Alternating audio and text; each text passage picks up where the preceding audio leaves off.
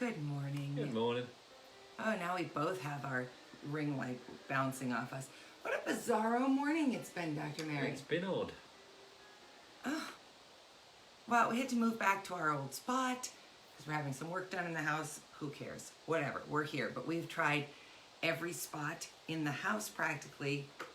And because I'm obsessed with windows and had to have a house with a lot of windows, you can imagine that makes a lot of places not filmable. So now we're in here and my eyes look like donuts. Your eyes kind of look like donuts. Whatever. Whatever. It's Friday. Who cares? Oh, it's Friday. All right. Take a breath, lads. The ninth promise. Here we We're go. making our way through these. Our whole attitude and outlook upon life will change. I like that. I do too. What do you want to say about it? Well, we can go what the difference between today and say 4 years ago is. Today I am a happy, smiling alcoholic. 4 years ago I was a miserable drunk. And today I am a happy, smiling spouse of an alcoholic. And 4 years ago I was taking Quinn back for his last year of college. No, junior year of college. And trying to come up with my exit plan, which you didn't really know. But I really hoped to be out of the house by Christmas. We had a big fight before Quinn and I left for college. I don't remember what it was about, but I remember driving home and really, really planning my exit, trying to think how I was going to do it for real this time.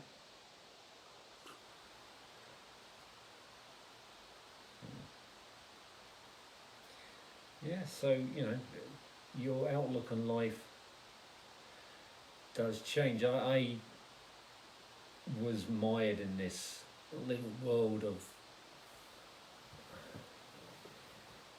well, it was kind of, by this point it was kind of like self-seeking, but even the years beforehand, I mean, you said yourself, you actually had a couple of good days, but it wasn't a real life together. Well, it wasn't anything we could count on. No. And you were frustrated with me. I didn't realize, I actually had no idea I was a problem. I mean, that's another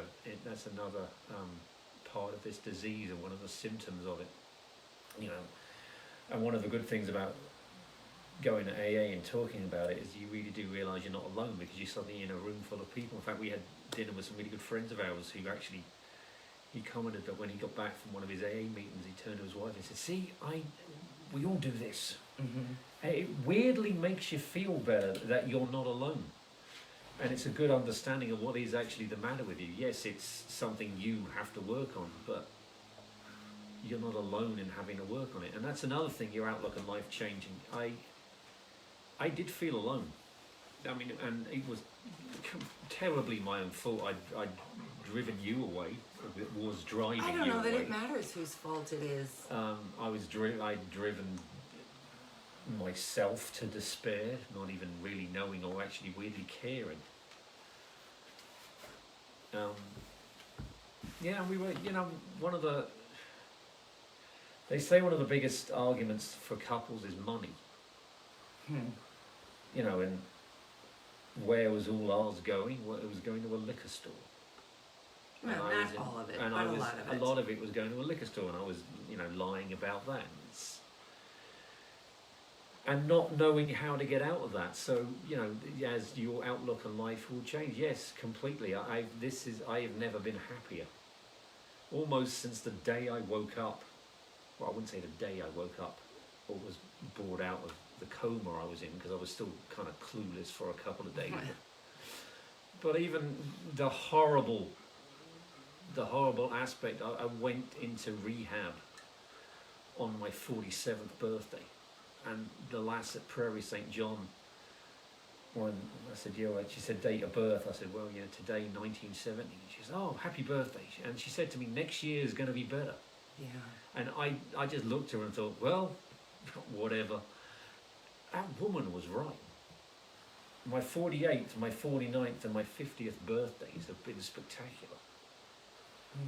Mostly because of you. That's Especially the 50th one.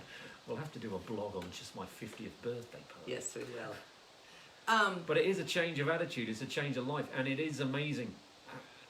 And I'm not alone in this.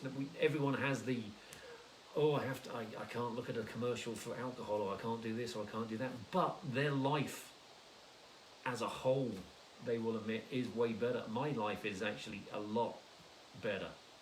Oh, that is the understatement of the week. My marriage is spectacular. One of the reasons Dana said why we're doing this is because people couldn't work out how all of a sudden you and I were just spectacular together.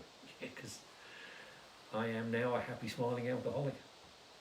I don't have... In recovery. In recovery. Yeah. I There are don't a lot have, of happy alcoholics. Well, That's no, not you. But Yeah. as opposed to being a miserable drunk. I have I have re-embraced life, and we've done it together. Yeah. So, the only thing I want to say is I want to tell anybody listening who's going through this or any other struggle, because, we keep saying that our conversations are founded on this addiction piece, but the struggle of life is the struggle of life. I want to say to you today, and I hope that you can hear this and take it in and believe it for yourself.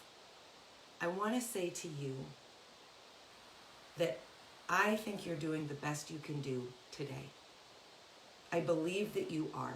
I believe if you are struggling with addiction, you're waiting as long as you can to take that first drink, to the first hit, the first whatever.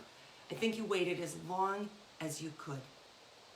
If you are the spouse or the partner or the child or the parent, I think you stayed as patient as you could, as long as you could.